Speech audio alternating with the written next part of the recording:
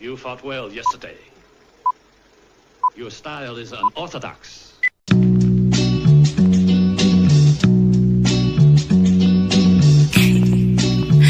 Scorpio. Good morning, Yankees universe, and welcome back to another episode of the Yankees Morning Brew on this Thursday, December 19th. Like always, I'm your guy Hector, joined by my compañero this morning. I got the lovely Grace Monroe. Grace, how are you feeling today? Oh my gosh, I'm feeling much better today. Sorry I couldn't be on Tuesday, y'all. I missed you. It was just a winter meeting's cold, and guess what? Yesterday, Hector, I didn't tell you this, but yesterday I was watching Pinstripe Post. Shout out to them.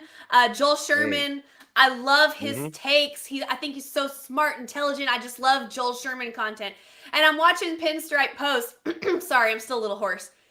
In laying in bed, and Joel Sherman said, "I really love you because I still have my winter meetings cold." And I was like, oh my God, me and Joel Sherman, we have the same cold. And I told everybody in the chat, I told Hector a couple days ago, I'm going to tell everyone that I got sick from Jack Curry. There you go. Because Jack Curry and I had our arms around each other at one point taking a photo. So I was thinking, who was I close to at the meetings besides Hector? He's fully healthy. It's got to be Jack Curry. Yeah, and I took a test when I got home. Everything was good. But shout out to the chat. Shout out to everybody who was in the building. The Yankees got Cody Bellinger. That's the news that we are here to celebrate. And also, there's some Alex Bregman and some Christian Walker chatter that we got to talk about as well. Let's shout out the chat before we continue. Shout out to everybody that's following us on Instagram right now. We got Blue in the chat. Kev NYC, how you doing? Karsh Capella is in the building. How you doing? Pax Life is in the building. Mikey Cruz, salute. Paola, any number one is in the building. Joker's in the building. If you're on Instagram, if you're on Twitter, click the link in the bio. Jump on over to YouTube because we have a great community over there. We got FL Diver in the building. How you doing? Theo Nosebleed section is in the building. Good morning, Nosebleed. How you doing? We got our good friend Alex in the building. Mr. Highlander is here. My guy Dev Finch. How you doing? Ken, salute to you, my guy. And of course, the only troll in the Yankee universe we acknowledge is our good friend L.I. Yankee King. L.I., how you doing? But Grace, the news broke. The Yankees traded for Cody Bellinger. We gave up Cody Poteet. Oh my God, what a haul that they was able to get from the Yankees. Cody Poteet, and we was actually able to save $5 million on the deal.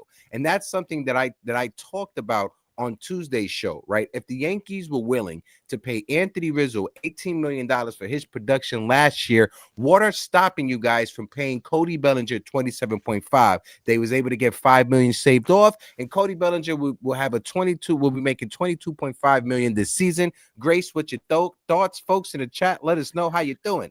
I am super excited about Cody Bellinger. Obviously, I have been very open about how I wanted to acquire him, and I feel like I'm just getting everything I ever wanted right now.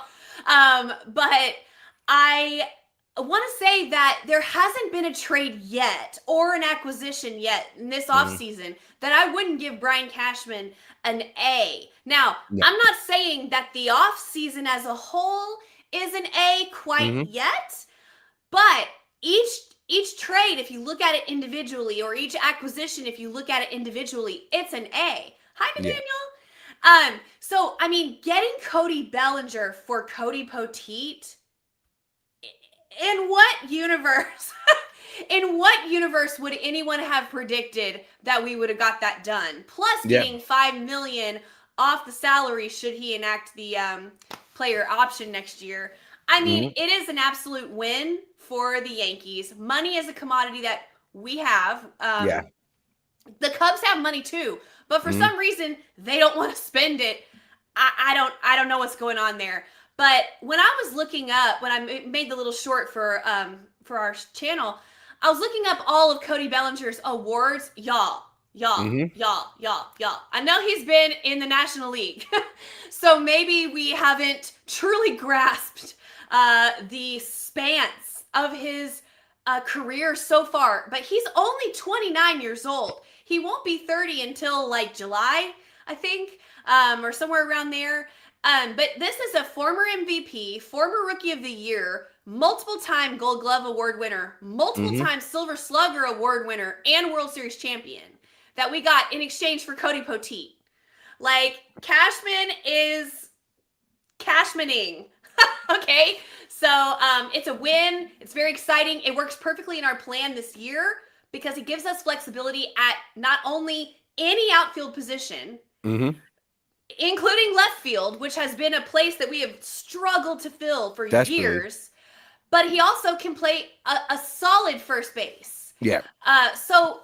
Those are two positions of need that we have right now. So as I was mentioning in the short video that I did, going forward, this gives Cashman flexibility and leverage. So if he's in a trade negotiation or a acquisition negotiation with someone, and he's like, yeah, we don't really need a first baseman, we got Cody Bellinger. Or he's like, yeah, we don't really need an outfielder, we got Cody Bellinger. Whatever he wants to do, it will be of benefit to him going forward for the rest of the offseason. So it's a great move.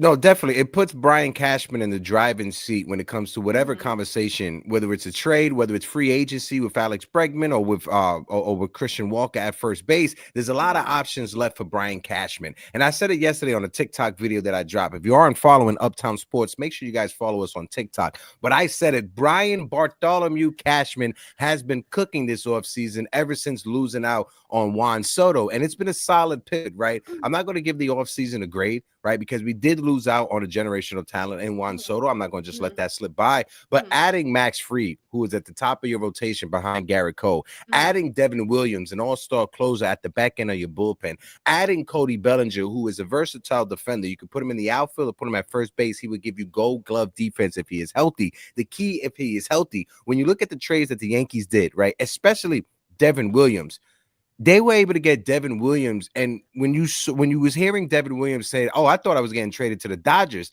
not only did the Yankees upgrade their bullpen, they were able to stop the Dodgers from acquiring somebody that will help them out when it comes to defending that championship. So it's a win-win scenario for the Yankees. And you heard in the press conference yesterday, right? Brian Cashman said Cody Bellinger was going to get dealt. It was going to come down to if it was us or if it was another team. And Brian Cashman stepped up at the last second to get Cody Bellinger. And also Scott Boras put it out there that apparently Cody Bellinger has been begging him for the past couple of seasons to get me to the Bronx, make me a New York Yankee. But we got somebody backstage, right? We got a special guest. We got our friend Jason, Mr. 161 River Ave is in the building. I'm going to bring him up. Jay, how you doing?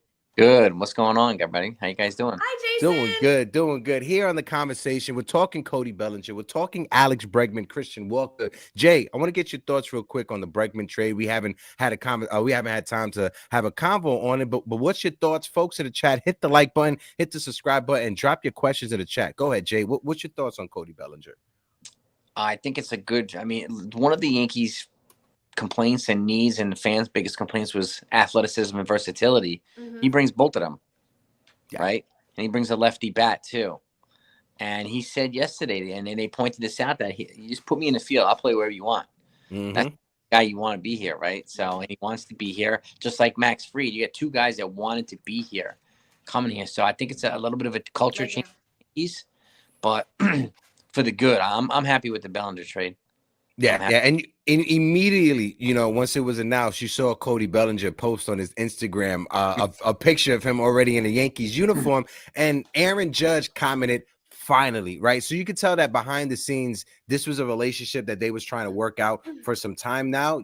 I think it's a perfect fit with Cody Bellinger in the Bronx. He has that connection to the Yankees with his father. He used to be in the old Yankee Stadium playing around with Paul O'Neill kids. There's so many stories of Paul O'Neill talking about that. So I think it's a perfect fit. When you look at the dimensions of Yankee Stadium, right? Not only would he have 81 games in Yankee Stadium, but he also is going to get an additional 6 games playing at George M. Steinbrenner Field against the Tampa Bay Rays, which have the same dimensions of Yankee Stadium. So I think it's a win-win scenario when it comes to the Yankees and when it comes to Cody Bellinger. I think Cody Bellinger is primed to have a good bounce-back season, making it easy for him to opt out into free agency next year and for him to secure that bag. But we'll get to that conversation when we get to that conversation. I want to shout out the chat real quick before I throw it back over to Grace. Shout out to Jay Boogie in the building. He said, it. I'm pissed Hector wasn't named as one of the Yankees' new coaches in the dugout. Salute, salute, salute. 3 capital S's. Listen, Jay Boogie, I don't want that type of problems on my head. Shout out to my guy Eddie Snaps in the building.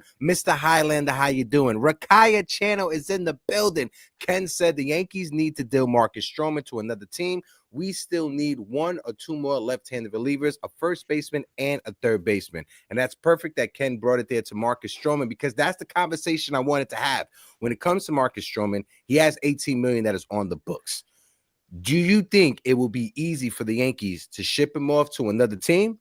Or do you think the Yankees should hold on to Marcus Stroman and, as a backup option, because you can never have too much pitching? Grace, I'll toss it over to you. Then I'll toss it to Jason. Folks in the chat, let us know as well. Ken, thank you for the great question. Go ahead, Grace. I like Marcus Stroman, okay? I know a lot of people have been calling for him to be traded, and that people were frustrated with him down the stretch and into the postseason where he didn't really factor in at all for us. However, I like Marcus Stroman. I think he's an innings eater, which anybody could use on their team, including the Yankees, with injuries and whatever you have to navigate throughout a season, which is a long season. You need a guy that can go out there and just get you through some games. And that's Marcus Stroman to me. He's an agility style pitcher, he's not a velocity style pitcher. He's not really necessarily a strikeout pitcher, but he can outsmart batters, and I think that's valuable. I think I could see him being in a trade for sure. The Yankees probably are going to have to subsidize his salary a little bit, couple million.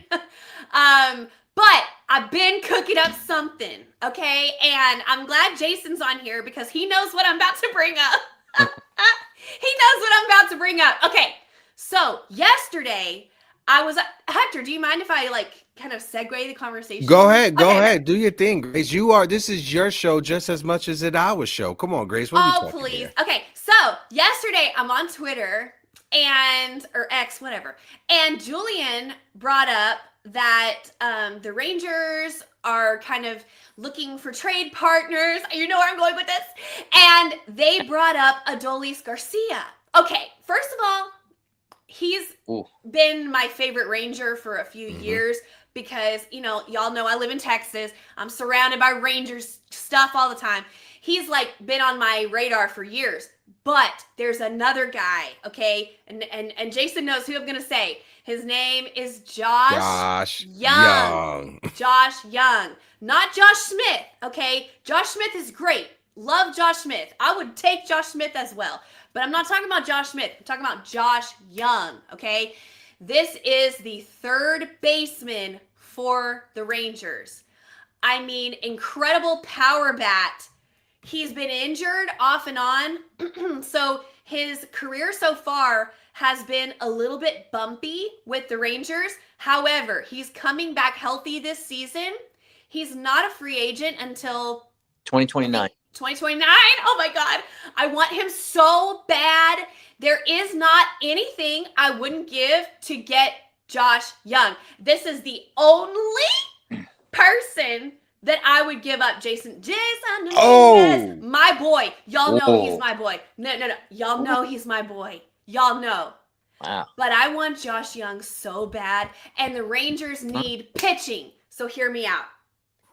Jason Dominguez. I know. Listen, I wouldn't offer him up, but if that's what it would take to get the deal done, we could swing. Marcus Stroman, maybe Jake Cousins. They need pitching so bad, and they need a center fielder.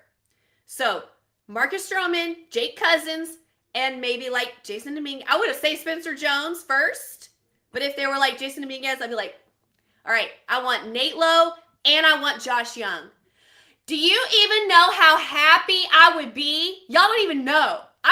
Y'all would be hearing me give a Texas whoop all the way from Texas in New York City. If that happens, I will die happy. That'll be the end. That'll be the end of me. Yesterday, when I was on Twitter Spaces, they brought up Nathaniel Lowe and Josh Young. Keep on cooking, Grace. Okay, tell me. I want to hear what you have to say. So I'm just running around thinking this could really happen because the Rangers have needs. they don't have a lot of money because they're still struggling with Bally Sports and their television rights and everything, okay? They need to do some moves, okay? Nathaniel Lowe, I think, is making like about $11 million in arbitration or something like that. So that would help them out a little bit. But in order for us to do this, I want Josh Young. Now, my concern with Nate Lowe is only a mental concern. And I'm not saying anything about his mental health. What I am saying, though, and I said this on Twitter too, he is a sweet poo. If you've ever seen an interview with him or know anything about Nate Lowe, he's like the nicest guy ever. And New York is a town that can chew you up, spit you out. That's what we say in the South. Y'all say that too, right? Okay, no, it's not just a Southern saying, right? Chew you up, spit you out. Please, y'all say that? No, yeah, we say that. Okay, whew. All right. Okay, so I'm worried about his toughness, like handling a tough environment and media like circus, because Texas is so laid back. The Rangers fans are so nice. Like, okay, but if he had another teammate to come with him, okay? Yeah. Y'all, please, can we please make this happen? I want it so bad. And Josh Young grew up a Yankees fan. He wants to be a Yankee so bad.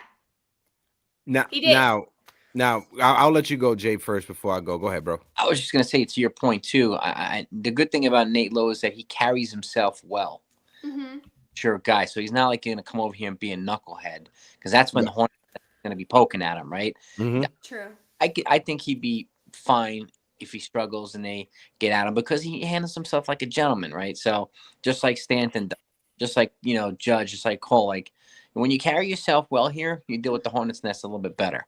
So I got to give Nate Lowe credit for that. But I this morning I put out a video, and I had to credit you, Grace, for it, because you inspired me to. There's two teams that I would do multiplayer trades for. The Rangers are one of them. The Rays are the other, right? Yes.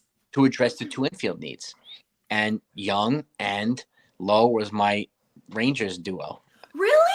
Yeah. And I credited you for it because you inspired me. But yeah, I didn't even think about Young until you started talking about him. So thank you for that. And obviously from the Rays, it's Yandy and Brandon Lowe. So addressing different positions, but with those controllable years, and Cashman has he's good at acquiring players with controllable years. And I do think it would probably cost the Dominguez to get these guys because of the controllable years. And again, if you're going to trade somebody like that, you have to get significant value. That's significant value back, right? And if Spencer Jones turns out to be what we hope he's going to be, then it could soften the blow of losing a Dominguez. So, but to your point too about Marcus Stroman, I think it's an important point too. I think you'd have to attach a prospect to him to eat less money. But I do think strategically, if I'm the Yankees, I'm going to try to trade. I'm going to try to acquire some comp picks and international money for him in a trade. That's what I would want back. That's the value I'd want back, because if they happen to sign a player with a qualifying offer for first or third, we don't know that they will, but if they do, we can recoup that in this trade. So internationally speaking, when they signed that Dominican shortstop last week, that was on the 2024 international money, not the 2025. So they're still fully loaded over $6 million to pursue Roki Sasaki. They have a face-to-face meeting with him next week. So, and I would try to acquire these as much international money as possible in any trade that I make to try to goose the pot for Roki Sasaki, because we're kind of in the middle tier. Like, they have all these teams at the top, the Reds and the Rockies and the Brewers. He's not going to sign with any of them, but they have the most money.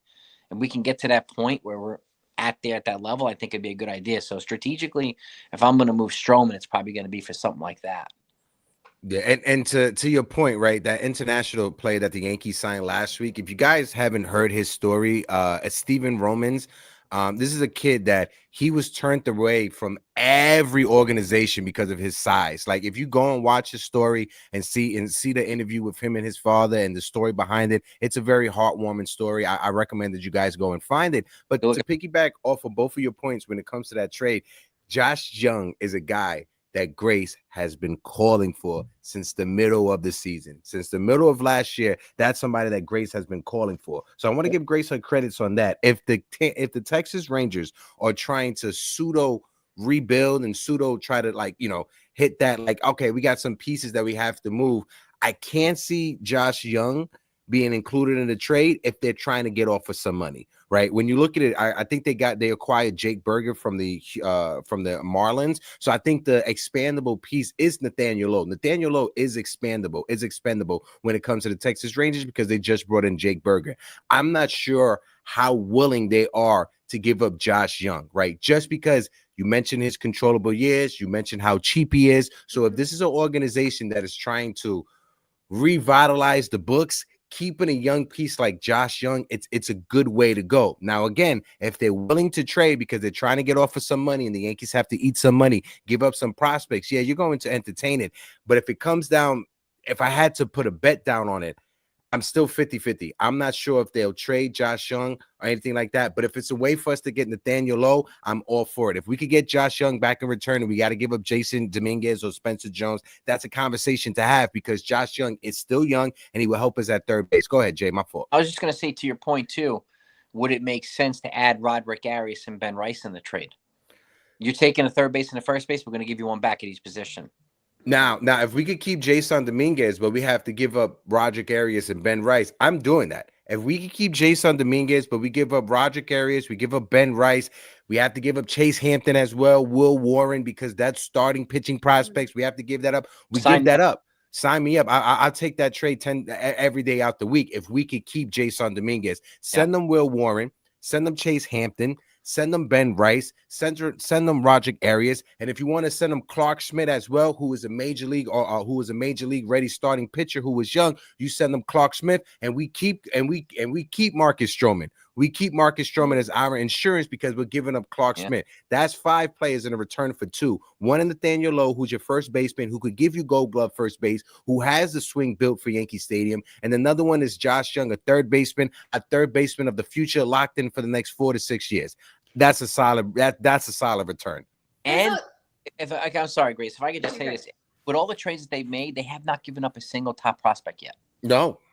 None. And I think that's important. And I think Brian Cashman is waiting for the right trade in order to get that, in order to give up that top 10 or top 15 prospect. I want to take a second. We got over 150 people rocking out with us. We got 100 people on YouTube. If you guys can, smack that like button, hit that subscribe button. We're sitting at 4,667 subscribers on our way to 5K. Help us out. Hit that subscribe button. Go ahead, Grace. The thing about Josh Young is, and you're right, because he's controllable and he's cheap and he's extremely talented, he's the type of guy that you build a team around.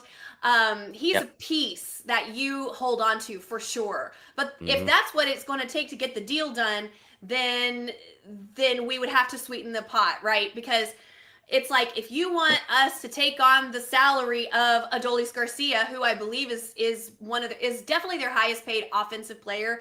I don't know about, he's obviously not paid more than like Jacob deGrom and them, but actually, wait, Marcus Semien and Corey Seager are paid a lot. Here, let me backtrack. What I wanted to say was, Josh Young, as incredible as he is redundant in their lineup because they have Josh Smith, who also plays the exact same position. And turns out close to the same numbers. So they don't need 2 of them. So truly, if they have a need that we can fill, then they could send either Josh Smith or Josh Young. But I want Josh Young. Is left-handed, former All-Star, hot corner, great defender, incredible at the plate.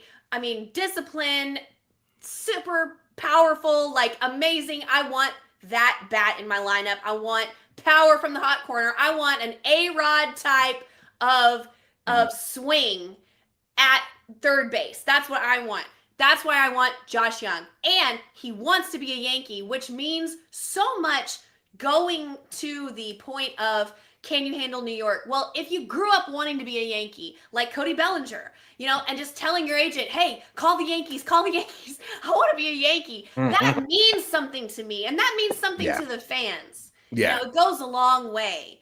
So bringing it all the way back to Cody Bellinger, I'm so excited to have somebody who wants to be here, who wants to fight in the Boogie Down, who wants to take us to a championship. A kid that grew up watching his dad win championships in the Bronx. I mean, he respects the culture. He respects the history.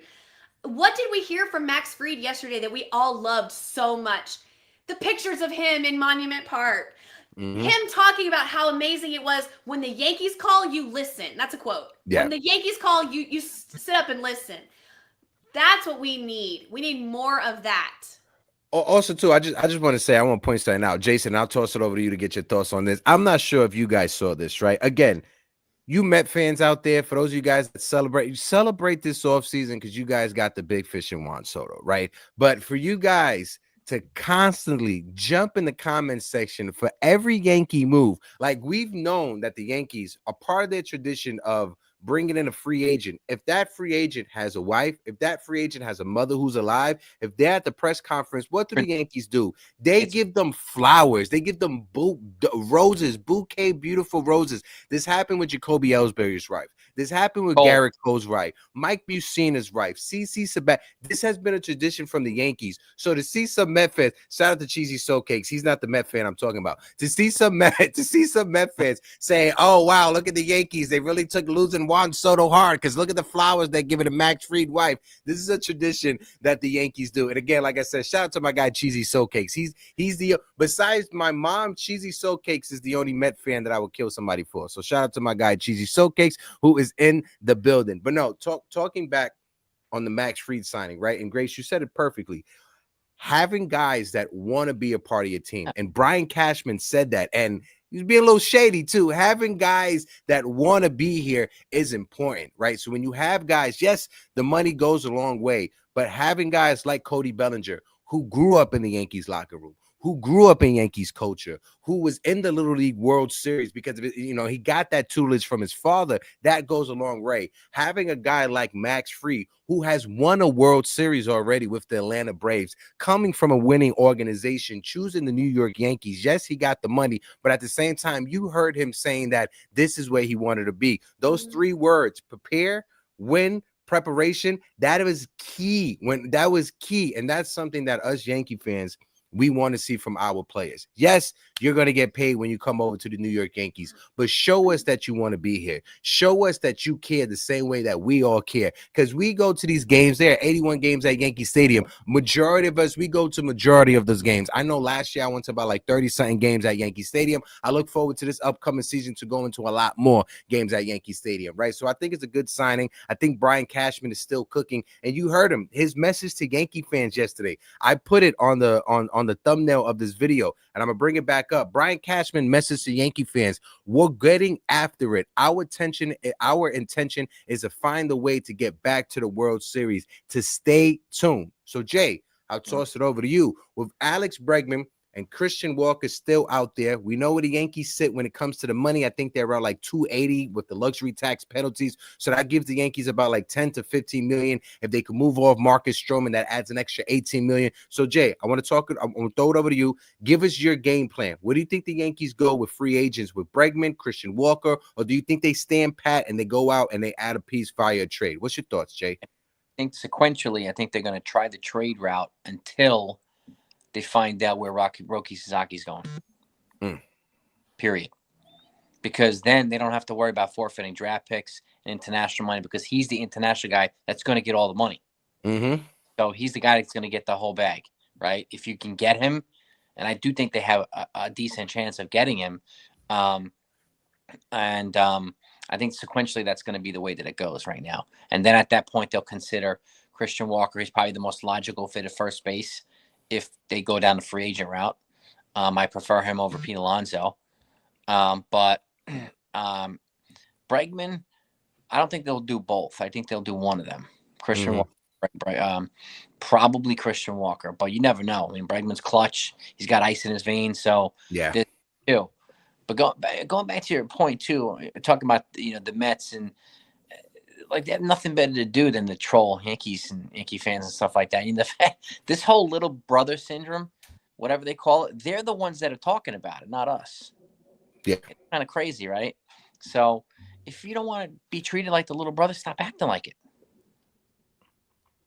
We don't think about you. We don't even think about you. Yeah. Like, why are you always thinking about? Why are you so obsessed? I said it yesterday on the Twitter space that I was on. It's like that kid in school that got his first pair of Jordans and don't know how to act. That's what it feels like right now. It's like that kid that got his first Pele leather in the 90s and don't know how to act. You got your first Averest jacket, you got your first polo shirt, you got your first rugby shirt, and you don't know how to act. And like Jonathan, I appreciate you doing your fucking job, Jonathan. We're sitting on 40 likes. Shout out to my guy, Jonathan. I always say that to him. Jonathan, I love you, my guy. We're sitting on 40 likes right now. We got over 180 people watching us collectively. 125 is on YouTube. Smack that like button. Hit that subscribe button. Shout out to Jonathan, one of the top moderators that are out there. Shout out to Hector Cruz, who is in the building. My guy, LI Yankee King. Hayden Barr is in the building. And Hayden had a question about Roki Sasaki, right? And Jason, you brought it up perfectly. Hector, Jason, and Grace, what are you hoping with your meeting when it comes to Roki Sasaki? And for me, when you look at Roki Sasaki, has amazing stuff. We saw in the World Baseball Classic, he has a fastball that touches 102, 103 miles per hour very effortlessly, right? The thing about Roki is that he has a control issue. So if you bring Roki Sasaki over, you have to bring him to a staff where he goes in knowing you're not the ace. We're not counting on you to be the ace. We're counting on you to be the number 3 or the number 4 starter. And when you look at the Yankees rotation, he perfectly lines up behind Carlos, Garrett Cole, Max Fried, and then either him or Luis Hill. That's the perfect landing spot for him. There's not that much pressure. He doesn't have to worry about automatically being that number 1 starter. And the Yankee can ease him into everything. You don't have to just throw him out there every 5th day. Give him 6 days if you have to. Let him go every 6 days. 15 out of his 30 starts, let him go on regular 6 days rest, and then hit him with the 5-day rest from Major League. Switch it up so he could get used to it. But I think the Yankees, Roki Sasaki will be probably one of the perfect landing spots for him just because of where he could line up in the rotation. He doesn't have to worry about being the ace. He doesn't have to automatically worry about being a superstar. You pencil him behind Garrett Cole and Max Fried. I think that's a good spot for him.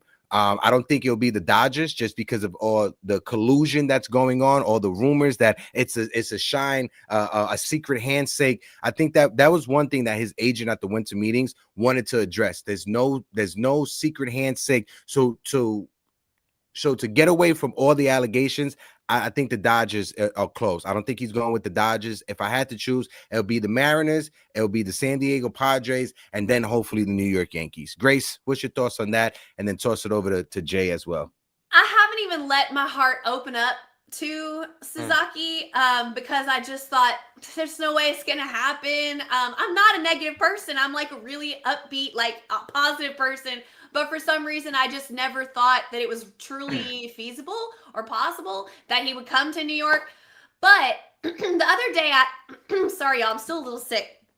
The other day I had a thought that maybe that's why we're stockpiling starters so much, so we could offer him a nice fit where he doesn't have to go every 5 days. He can have the type of rest that he wants to have coming over from Japan because we have so many starters. And if we don't get him, then we move one of our starters to flip him like Jason was saying. I think we are in a little bit of a holding pattern right now with the pitching staff just to wait to see what's going to happen with Roki. And then we're going to be able to pivot from there. I think that could be what Cashman is, doing. I mean, it's hard to try to figure out what Cashman's doing because everybody thought Christian Walker was going to be the first move, and then boom, he hits us with something we never even thought of. Devin Williams came out of nowhere. Nobody was talking about that.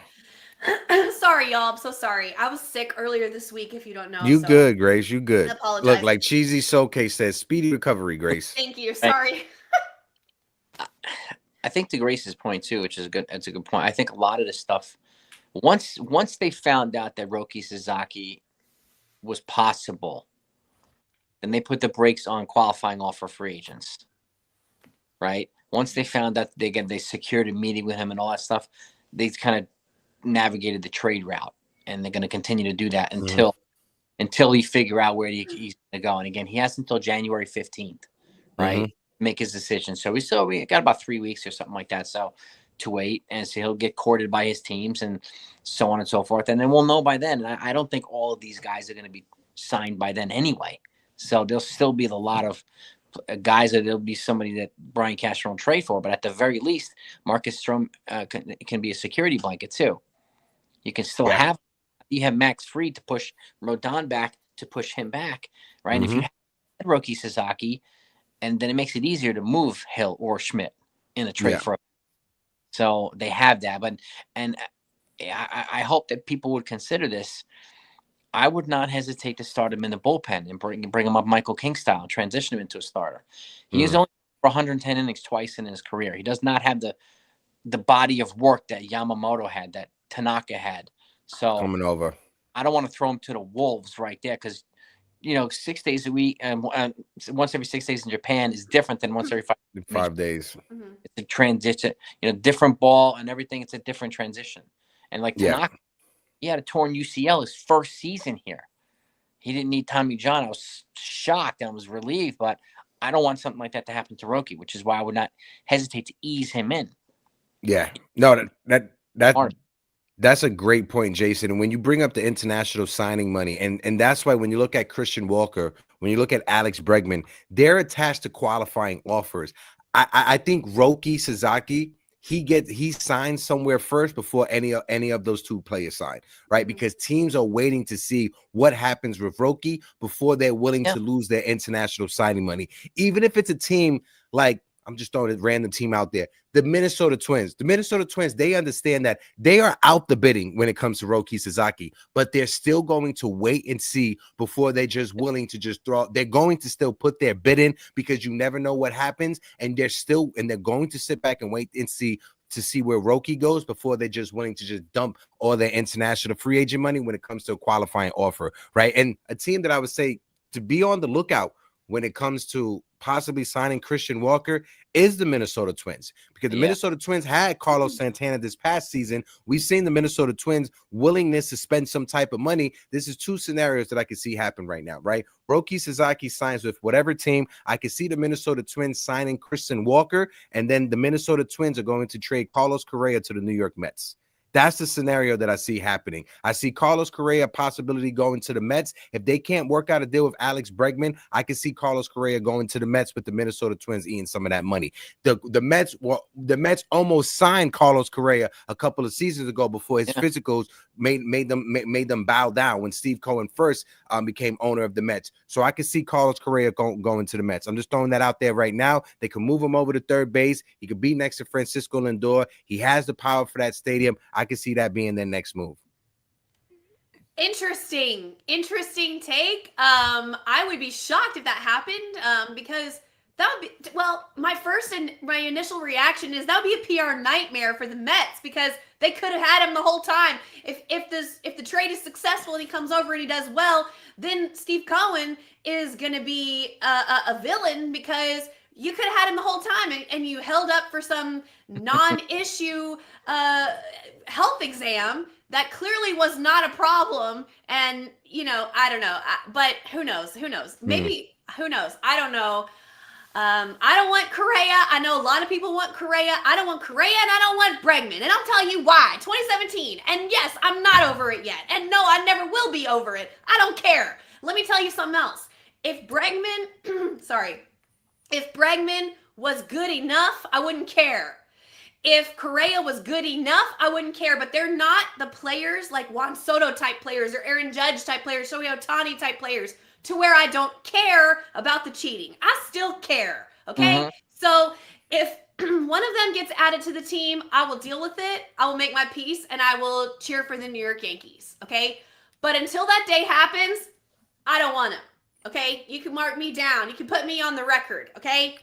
I just want to bring up something real quick just to clarify something, because I see a lot of people going back and forth. This was something that I had a hard time. When it comes to the Yankees, when you look at fan graphs, the expected luxury tax payroll right now is at $289. That's where it's sitting right now. Jason, is this true or not? It's close there. I saw a 281. 281. So about 281 to 289. So that gives the Yankees about less than 20 million before hitting that 300. Look at Ace. Bring Bregman to the Bronx. Shout out to Ace with the $2 super chat. Appreciate you like always. But no, so seeing that, and it was, and I saw, I was looking on Fangraphs or a different one, and it said 230. Another one said 229. So this is the one that I got, 281 to 289. Right. So that's what I see for the New York Yankees. If they're able to move, and this is the big thing, if they're able to move off of Marcus Stroman's 18 million. That's Alex Bregman or Christian Walker right there. Because if the Yankees are 19 million away from 300 million, right? If they could get that 18 million, that's 40 million right there that the Yankees could play with. 25 to 30 million will go to either Bregman or Walker, and it still gives the Yankees about 10 million to still play with when it comes to adding a bullpen piece here or when it comes to adding a starting pitcher or extra starting pitcher.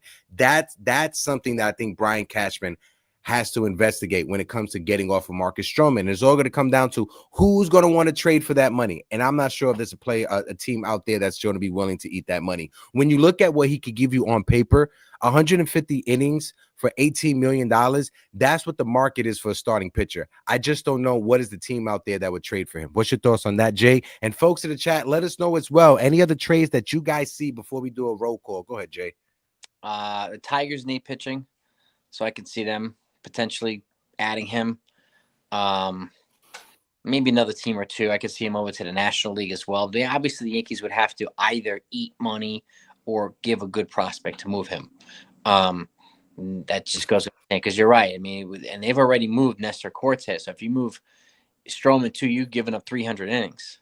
Mm-hmm. So you got to make that up somewhere. So Fried's going to give us 200 of it, close to it. So they're going to have to figure out a way to make the rest of it up. So, and obviously you'll get more innings from Cole and Brodon and so on and so forth. But they will, if they move Stroman, they're going to add a pitcher. Yeah, I don't know, but they're going to add a pitcher. And maybe it's Roki, maybe it's someone else. But Stroman is movable. He's definitely movable. Where I don't know, but I do think the Tigers represent a fit because they do need an arm. They need arms to surround Tarek Skubal with. So I think that would be he'd be playing for AJ Hinch. You'd have a kind of a winning type manager over there. So I think he'd in a little bit of a more low key environment. But I do think he's also like battle tested in the head for New York too. So if he stays here, I'm fine with that too. He's tough. And how to handle this. No, I was just gonna say Marcus Stroman last 5 starts at Detroit at their stadium. Do you know what his numbers are, Jason? And this is crazy. Marcus Stroman last 5 starts at Comerica Park in Detroit. He has a 2-0 record with a 0.56 ERA, 27 strikeouts in his last 5 starts at Comerica Park in Detroit. So he does have great numbers pitching in that ballpark. That ballpark is more of a pitcher's ballpark, a fly ball ballpark. Marcus Stroman is a ground ball, fly ball pitcher. So he does have good numbers with the Detroit Tigers. So maybe that's a perfect landing spot for him. I'm not too sure. Boricua Nation is in the building. Shout out to Boricua Nation. Let's do a roll call real quick, and then I'm going to throw it over to Grace so we can continue the conversation. Don Sicario's in the building. The Don is in the building. How you doing? Tim English is in the building. Says Stroman's second half numbers were very, very bad. Even in this market, he's not getting moved for his salary, right? And when you look at his numbers in the second half, he faded away. He lost that stamina, and he just became a non-X factor for the Yankees, especially in the playoffs and in September. So Tim is actually right on that one. Jonathan saying we are sitting at 62 likes. We got over 230 people rocking out with us. 140 on YouTube. If you guys can, smack that like button. Let's try to get to 100 likes on the stream. And when it comes to subs, we are at 4,671. We are 29 likes away, 29 subs away from 4,700. Help us out. Hit that subscribe button. Help us get to 5K subscribers. TC Stills is in the building. Shout out to TC Stills. How you doing? What's your thoughts on Walker Buehler, Jason? Thumbs up, thumbs down. I think he's going back to the Dodgers. I think he's going to go back to the Dodgers, or he's an option for the Mets. They haven't signed Minaya yet. They need to sign Minaya. They brought in this guy yesterday, but they're bringing in some of these guys. Like, they call it dumpster diving when the Yankees do this. They've been doing some of this dumpster diving over there for the Mets right now because they haven't really surrounded Soto with name players, right? So, they were hoping that he would, but they get value out of these guys too. So they're as good at as Matt Blake is. So y'all, what's going on with Tim Hill? I thought we would have signed him by now. Did we sign him? Not yet. Not yet, but I No. thought that was like a priority for the Yankees were to me bring back too. Tim Hill for the bullpen, Yeah, right? because one of the first things that we heard in the offseason was that they were talking and there was mutual interest in a return, and then we never heard anything else. I would like to sign Tim Hill at this point now, please. Yeah. Can we please sign him? No lefties in the pen right now. Not one. They gave away his number not one. yesterday. Yeah. Yeah. Free. It's what I'm saying. So I'm like, what's going on with Tim Hill? That's why I thought about it again. I would like to have Tim Hill back. I thought he did a great job. He was clutch. Yeah. He was clutch for us. I mean, he went in against Shohei Ohtani, against Freddie Freeman. I mean, the best lefties in the business, and he didn't flinch. I would love to have him back. Yeah. And he wouldn't be that much money. I mean, I don't know what they're doing. Probably $1 million or $2 million, maybe. Yeah, I think they're just wait because somebody brought it up in the chat. I think it was Graham Highlander. If it wasn't him, I do forget. I do apologize. But somebody brought it up in the chat. Like the Yankees, one thing that Brian Cashman likes to do, he likes to leave himself some room to move when it comes to the trade deadline and making trades. So Brian Cashman, with all these moves that he's doing right now, he is still trying to make sure that he has enough money left over. So at the trade deadline, if he has to make a move, he goes out there and make a move. But yeah, Tim Hill definitely got to bring back Tommy Kahnle. We definitely got to bring him back for the bullpen. He was phenomenal for us. I know he was falling in love with that changeup, but I think he was more hurt than anything else. I think if it's Tommy Kahnle for the 6th inning role or 7th inning role, I'll take Tommy Kahnle for that. High leverage situation, 8th or 9th inning, I'm not too sure, but Tommy Kahnle, Tim Hill as well. There's one thing that you cannot have too much of, and that's pitching. That's the one thing. That's the one rule. You can never have too much starting pitching. So even though we're in a position of we can probably trade Marcus Stroman and still be okay, sometimes I'm like, hey, we can still use as much starting pitching as possible because you never know if Max Fried goes down with an injury. You never know if Carlos Rodon, Garrett Cole, knock on wood, if any of them fall down with an injury. Grace, I'll toss it over to you. Let's switch the convo because Tuesday we was talking about the lineup. So now that Cody Bellinger is official, let's get your pseudo Yankees lineup. Well, who's leading off? Who's 1, 2, and 3? I know I'm throwing the curveball right now. I didn't give you time to prepare. No, you're so good. Right on the spot, Grace, what's your Yankee lineup for 2025? And of course, Jason, I'll throw it over to you after Grace. What is incredible right now as a Yankees fan is that we have 2 open positions. 2 open positions where we have no idea who's going to play first base, who's going to play second base. Now, obviously, we all know Jazz can play second or third, so we know he's going to be an infielder, probably. But we have 2 open positions. So to ask for a lineup is like, I mean, come on. 2 people, we don't even know who they're going to be. But if you're asking me where I'd like to see Cody Bellinger bat, in an ideal world, okay? In an ideal world, Jason Dominguez, the Martian himself, will be incredible this year. He will show us all the red that is on his Baseball Savant page from AAA, and he will come out with the on-base percentage that we know he can have, the eye that we know he can have, and he will lead off for the New York Yankees. Okay, this is the ideal world. I'm going to have Jason Dominguez leading off. Whoa. Now, day 1, I don't know, but this is my ideal lineup, okay? Jason Dominguez will be leading off.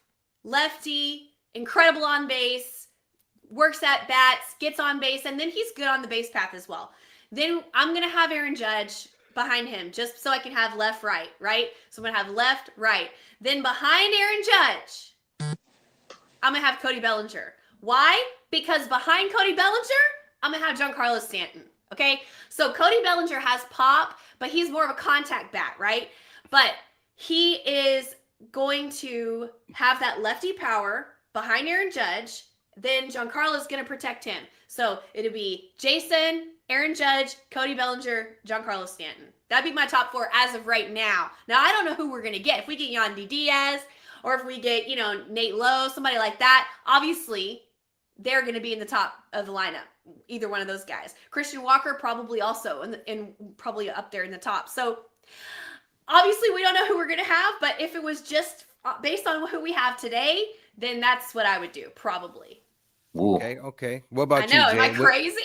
Where No. you? Nah. Folks in the chat, we're sitting on 82 likes. We're 18 away from 100. So smack that like button. We got over 180 on YouTube, 260 altogether. So smack the like button, hit the subscribe button. Jason, what is your perfect Yankees lineup 1 through 9, baby?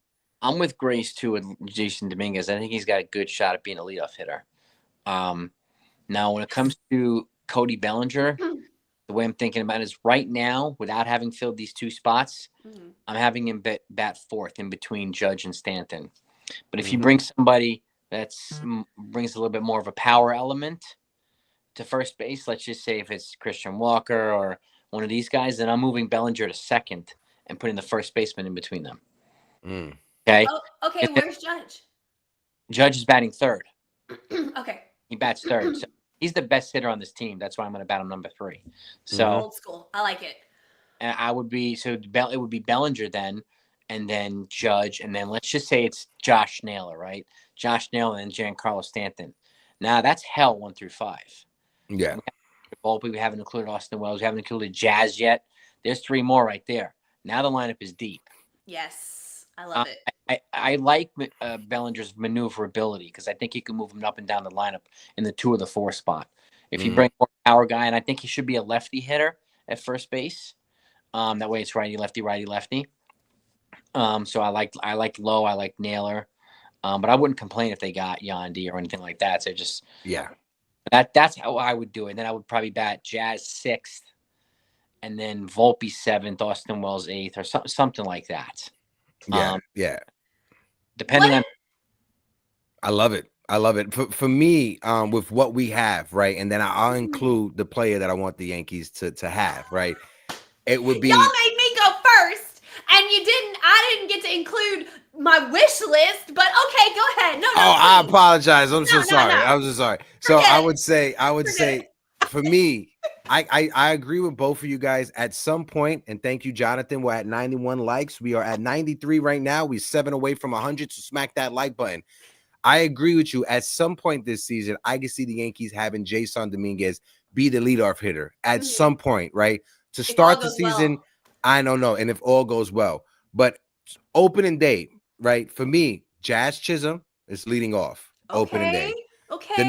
The number 2 hitter is Aaron Judge. That's the number 2 hitter, moving Aaron Judge back to the number 2 hitter, to spot in the lineup that I know Yankee fans aren't in love with, but he was in that spot before Juan Soto, right? So you have Jazz leading off, then you have Judge, and then you have Cody Bellinger as your 3-hole hitter, and then you have Giancarlo Stanton as your 4th hitter, and then this is where we get interesting. If we trade for Nathaniel Lowe is our first baseman. Right, he's right behind Giancarlo Stanton. If we can't trade for Nathaniel Lowe, and if there's a player out there for the Yankees to trade for, I'm calling up the Colorado Rockies, and I'm trying to trade for Ryan McMahon to be our 3rd baseman. You put Ryan McMahon as our 3rd baseman. You have him batting behind Giancarlo Stanton, and then after Ryan McMahon, you have Anthony Volpe, and then you put Austin Wells, and then whoever else is in the lineup, that's who you have as your 8th and 9th hole hitter. I want the Yankees to go out there, trade for Ryan McMahon with the Colorado Rockies. That owner don't know what the hell he's doing over there. He don't know if he wants to contend. He don't know if he wants to pretend. Go out there and you go get Ryan McMahon, and you have Ryan McMahon be either your 3rd baseman or your 1st baseman. That's my offseason. I've been talking about him for a year. Ryan McMahon, a year. Nice. And if I could add my player wish list, it would be Brendan Donovan from the Cardinals. Yeah. I would have him lead off. I gotta say, this is not what I want. Hi, Sarge. This is not what I want, but I just have this feeling, and I hope that I am wrong. But I just have this feeling that DJ LeMahieu is going to be in the starting lineup on opening day. No, y'all, I have a feeling. DJ LeMahieu is good. Is it? I see what you're saying, right? He may be a part of. He may be not a part of the opening day lineup, but he may be a part of that 26-man roster when opening day happens, when it first starts coming off of the bench. I can see DJ LeMahieu get treated just like Aaron Hicks and Josh Donaldson before the Yankees cut him in the middle of the season, because they had $30 million left to pay on their contract. When it's like less than $30 million, the insurance gets to kick in and the insurance gets to cover it for the Yankees. So they're waiting for it to get to below $30 million so they could cut him. Listen, he played for a month of the season. He didn't have it. He got injuries. They cut him. The insurance picks it up and pays the rest of his salary for the rest of the year. I'm just concerned because the Yankees have shown us over and over in recent history that they are willing to go with an old, injured veteran over a young, potentially great player. They've done it over and over and over. And I just can't shake this feeling. I want to be wrong. I don't want that to happen. You know? Yeah. Go ahead, Jay. I'm sorry. I didn't think this is why we have to hope that Cashman brings in 2 more bats. If he brings in 2 more bats, then there's no way DJ can start.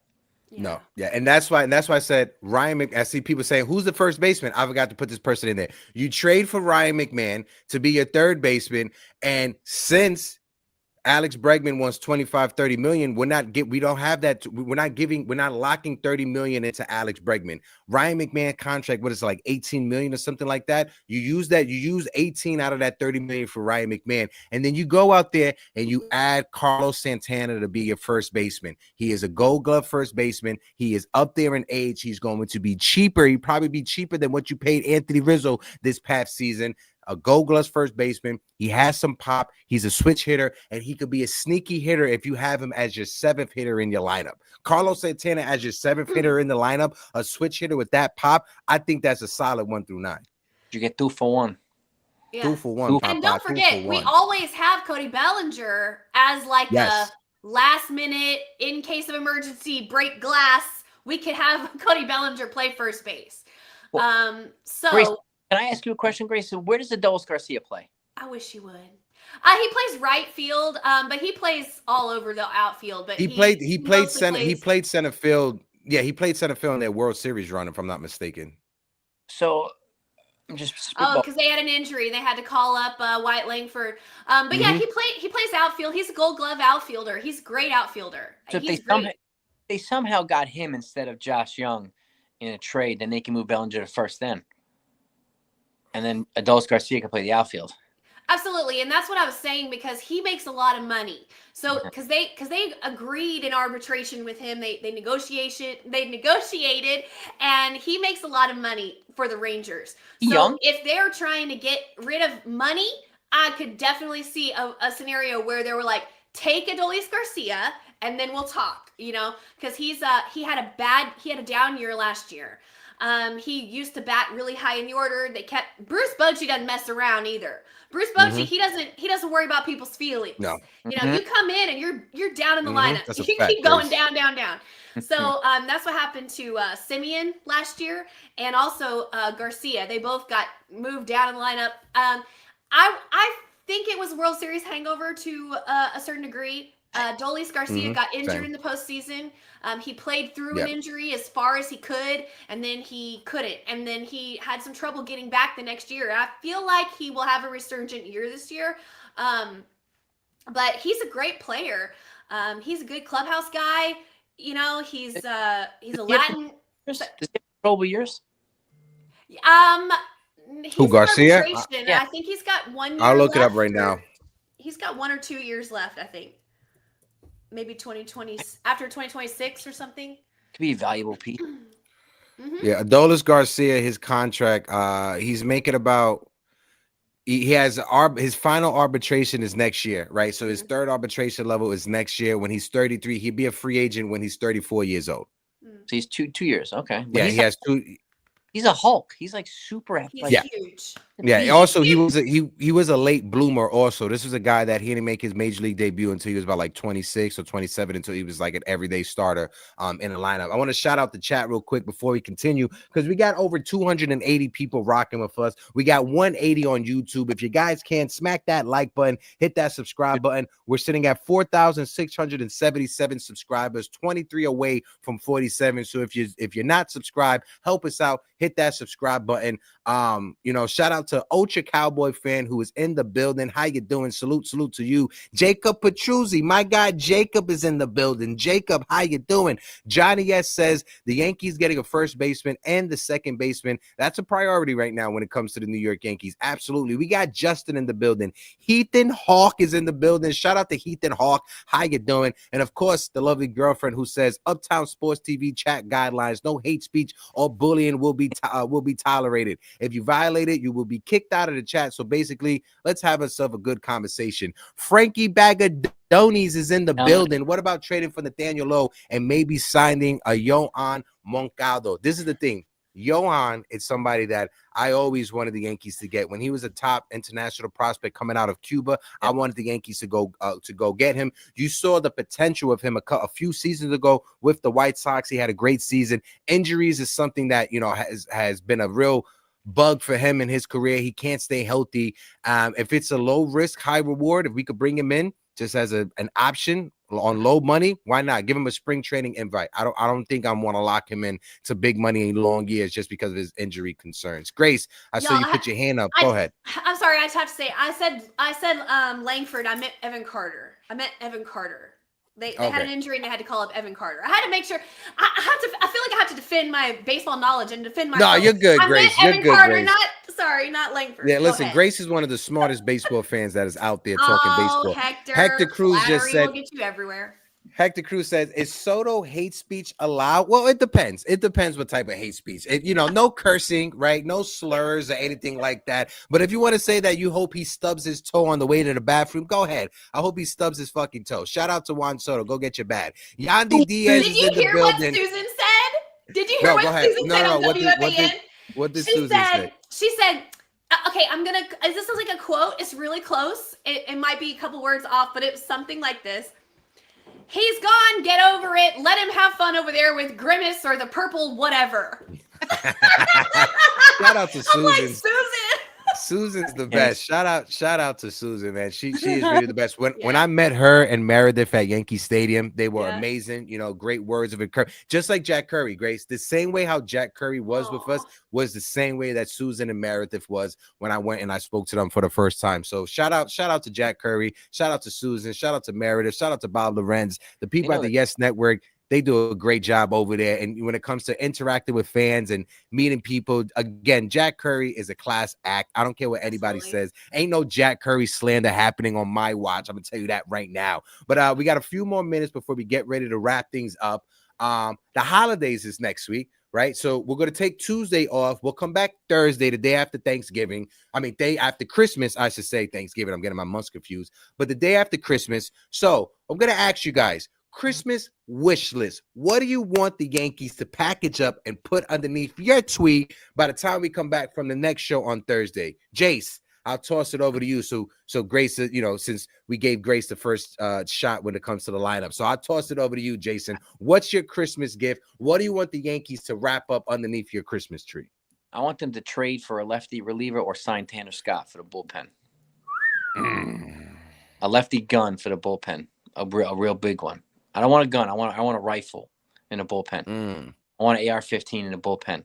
Tanner Scott. Or I see you. Drew Nardi. Yeah. I don't want no slingshots. Nah. So I want Nardi from the Marlins or Tanner Scott. That would be a nice. Put him under the tree. I'd be real happy. Sam. Thank you. That's a nice one. Thank you, Sam. 19 comment. I actually had a great Thanksgiving meal. Thank you so much. I ate amazing. The sun's coming in right now. I'm sorry about that glare, but shout out to my guy 19 comment in the building. Salute, 3 capital S's. Go ahead, Grace. What's your thought? What do you want the Yankees to wrap up underneath your Christmas tree? Santa baby. Oh, I want. This is what I want. I want Santa to leave Jason Dominguez alone. Okay? Unless you're giving me Josh Young, and I know you're not. Okay? I know that's a pipe dream of mine. Maybe someday it'll happen. But if it's not for Josh Young, don't touch Jason Dominguez. That's my Christmas wish list. Give him his chance. This guy deserves it. He works so hard. I don't know if y'all follow him on Instagram. He works so hard. He was the last guy in the dugout after the World Series loss. Everybody else had gone away, and he was still there talking to Susan Waldman. And Susan said on the radio, she said this multiple times, that Jason was so kind of forlorn and said, like, I'm a center fielder. I'm a better outfielder than what I've shown. He's not a left fielder. Let him play center field. Let him have his chance. Let him have a run. Let him have consistent at-bats. This kid has more potential than anyone we have seen at his age in 10, 15 years. I'm not joking. We signed him at 15. We've been waiting for him to come up all this time. He's only 21. Yep. 21. He has all the potential in the world. He wants to be here. Give him his shot. Don't trade him, please. That's my center fielder.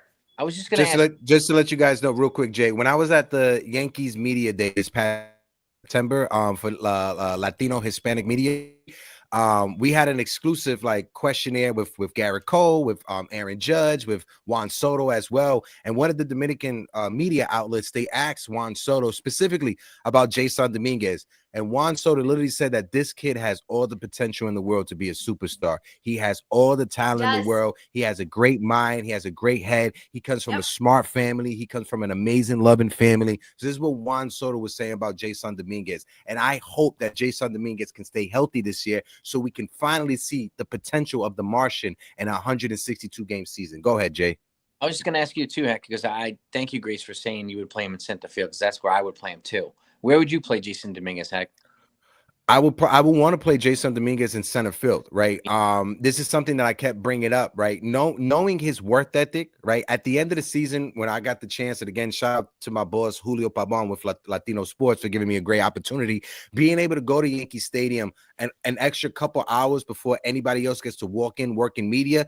When I go to the press box, you know, the first person that I saw every time on the field working on fly balls, working on their paths to the ball was Jason Dominguez. I saw Jason Dominguez in left field working on his craft, working on his routes, working on trying to get better as an outfielder. I saw that from Jason. So I know that his work ethic is there. He's going to put the work in. So seeing that Brian Cashman and seeing Yankee insiders saying that Brian Cashman, that Jason Dominguez is already at the complex working out and getting ready. At the end of the season, right, it was 2 weeks removed from the World Series. I was in Brooklyn with Joshua Palacios, the right fielder from the Pittsburgh Pirates. They already started working out 2 weeks after the World Series. Joshua Palacios, he told me, he's like, listen, we don't take no days off during the year. People may think that the off season is the off season, but we're still working on our craft, right? So to see major league players that they only take a week or two off after the World Series to enjoy themselves, they go back into working.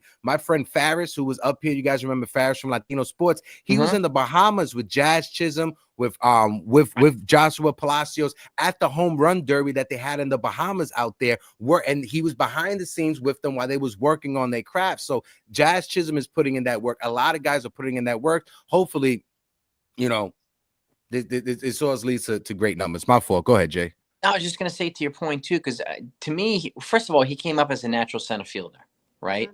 So I don't know why we move him, but Cody Bellinger and Aaron Judge are veterans, and they're also elite gloves. I want to protect him with two elite gloves on either side. Left field is a much harder spot to navigate in Yankee Stadium than center field is. So I'd want to put the rookie in center field. Let him make his mistakes. Let him learn. Let him develop. Let him make his adjustments. You'll be protected by two elite guys on either end.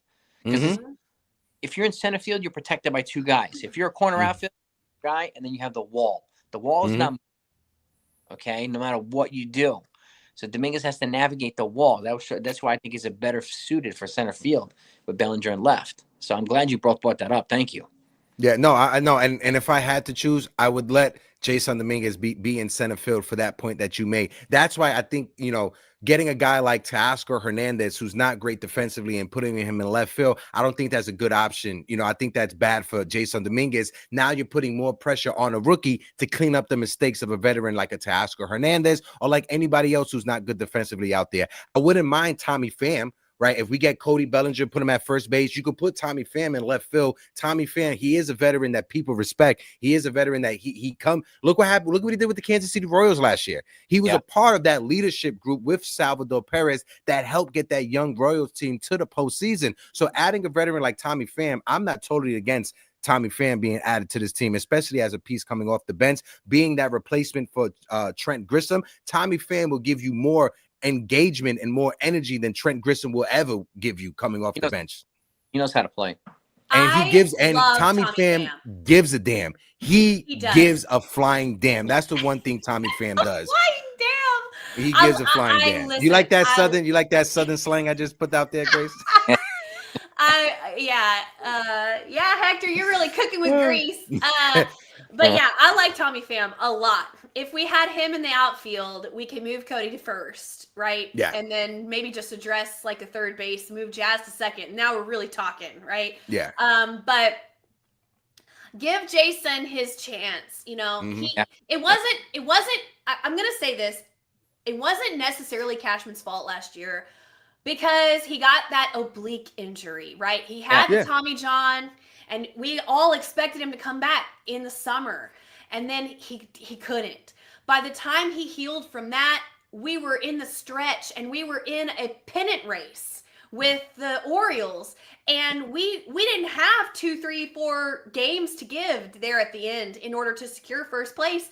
So he came up and it was like we expected him to just walk right in and be lightning in a bottle. And unfortunately, that's not what happened because he had to play in a corner outfield spot where he had limited innings in his career. And Alex Verdugo, who we were paying money, was sitting on the bench, who we know is a great defensive left fielder.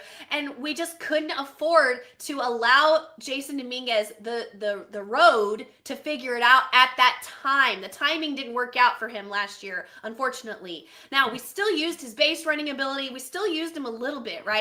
But this year, it's his time. It is his time. Let him play in center field. Treat your number one prospect like your number one prospect. Treat him with respect. He deserves a chance. This is his chance. Don't trade him, Santa Claus. That's what I want. Now, I have here on my show notes. This was something I forgot to bring up, so it'll be the last question, and we'll cut out after these 8 minutes, right at 12:20. But when I ask you guys, and I'm gonna start with you, Jay. Are you bringing back Alex Verdugo on a 1-year deal? No. Grace, you bring back Alex. Jay, think about it. No. He was very straight. That was the most straight answer I've ever got from Jason ever talking baseball with him. No emotion. You just nope. Hell no. What about? We got Grisham here. We don't need him now. So now this is a bigger role for Grisham as we speak right now. So if they move Grisham, you got Everson Pereira coming back. I honestly think Verdugo. It sounds like he'd like being here. Would I complain if they got him? No, but I think they need to go in another direction right now. I think they need to get a little bit younger. I would give Pereira a shot and save that money because I don't think you're going to get him any cheaper than you got last year. So I'd rather agree. Open. I'd rather use that money somewhere else. So that's my no, and just in a little bit more in depth. I love it, Jason. We're just shout out to Graham. We love you. Graham just said, geez, I just spat my coffee out. Thanks, Heck. Sorry. Clean up your computer and clean up whatever mess you just made. I'm sorry about that, Senor Highlander. Shout out to Paranormal in the Fun House is in the building. TC still says no on Verdugo, no on Rizzo, and no on Glaber. Hell no on all three. My guy Ghost, shout out to Forever Ghost in the building. My brother says no on Verdugo. Christian Castillo, no. Jake Boss, no way for Verdugo. I think everybody is a solid consensus. No for Alex Verdugo. Listen, Verdugo, I wish you the best on your future endeavors. I don't think it would be with the New York Yankees. Unfortunately, it didn't work out with the Yankees. If the Yankees strike out and we can't add anyone else, right? And we have to have you by just default, and we got to move Cody Bellinger to first base and have you as our left fielder, and there's no one else for us to get. If that's the default scenario, copy. Then it is what it is if we're stuck with Alex Verdugo. But am I making Alex Verdugo or re-signing Alex Verdugo a priority? No, I'm not making that a priority. He is the backup to the fallback plan, if you understand what I'm saying. But no, Jay, appreciate you like always, my guy. Definitely. I know I sent you this probably 10 minutes before we came up. I always appreciate how willing you are to jump on with us to talk Yankees baseball. And me and Grace are always open. Whenever you want us, send the bat signal. We'll jump on your channel like always. Let the folks know when you're going live today. I might be live tonight. It really depends on what happens. But I also want to say to both of you and to everybody in the chat, whatever you celebrate, may it be merry, may it be happy. Okay, so much love to everybody, and thank you so much for spending some time with us today. And you guys are the best, both of you. So I appreciate you both. But if something happens, I'll be live later. I put out a video this morning. I try to keep it open, so if something happens that's worth talking, I'll definitely jump on live. So, copy. But aside from that, I'm having some work done. I had new countertops put on my kitchen today, so I'm having a bunch of work done to my house. So I gotta kind of key. I have to go buy cake now for my daughter's teachers. I have to drop cakes off. I just want to let everybody know, right? In 2025, we are going to get Jason's green screen to work. All right. This is the one thing that I have on my bucket list for 2025. My guy Jason to get his green screen to work for this upcoming season. But no, Jay, again, appreciate you like always, brother. You're my guy, pots and pans. I love the shit out of you, bro. Ever since day one, you and I, we always been connected like that. Folks in the chat, again, appreciate you like always. Grace, last words for these beautiful people before we get out of here. I just want to say I echo your sentiments about Alex Verdugo. No tea, no shade. Just unfortunately it didn't work out last year. Could I see a scenario where we bring him back on a short-term deal in an emergency situation? Sure. Do I see a nightmare scenario where in an emergency situation we bring back Gleyber Torres? No. We have Oswaldo. No. We're not, y'all, please. I can't handle it. Please. For Grace's sake, we can't bring Gleyber Torres back, okay? I wish him all the best. But no, okay? And with that being said, Merry Christmas, Happy Hanukkah, Happy Kwanzaa, whatever you celebrate. Happy holidays to everybody. Yes. Love you all so much. And stay tuned and go Yankees. Yes, felicidades, gracias por todo, Merry Christmas, Happy Kwanzaa, whatever you celebrate, just know that good energy and positive vibes is coming from us over here at Yankees Morning Brew, Uptown Sports TV. I'm coming back tonight. We got a Knicks show later on tonight. I'll be at the Knicks Omni Fan Watch Party as well later on. So if you guys in the city, make sure you guys hit me up. Eddie Snaps, I know you'll be in the building, Eddie. So shout out to you. Shout out to everybody who's in the building. My guy, Mark T. Maker, appreciate you. Boricua Nation, my guy, my man, Pots and Pans. Old Sarge, my guy, Old Sarge. I love you so much. Sean Browning, Nathaniel Crenshaw. Nathaniel, thank you for finding us. Glad to have you a part of the familia. Like I said, we got Driz in the building. Shout out to you, my brother Forever Ghost, my guy TC Stills. Appreciate you, Jonathan. We are sitting at how many likes we got, Jonathan? How many likes we got? We're sitting at 118 likes. Smack that like button, hit that subscribe button, and until next time, I'm Hector. I'm Jason. I'm Grace Monroe. This is Yankees Morning Brew. We'll see you next Tuesday. We'll see you next Thursday. Happy holidays, folks. Later. You fought well yesterday. Your style is unorthodox.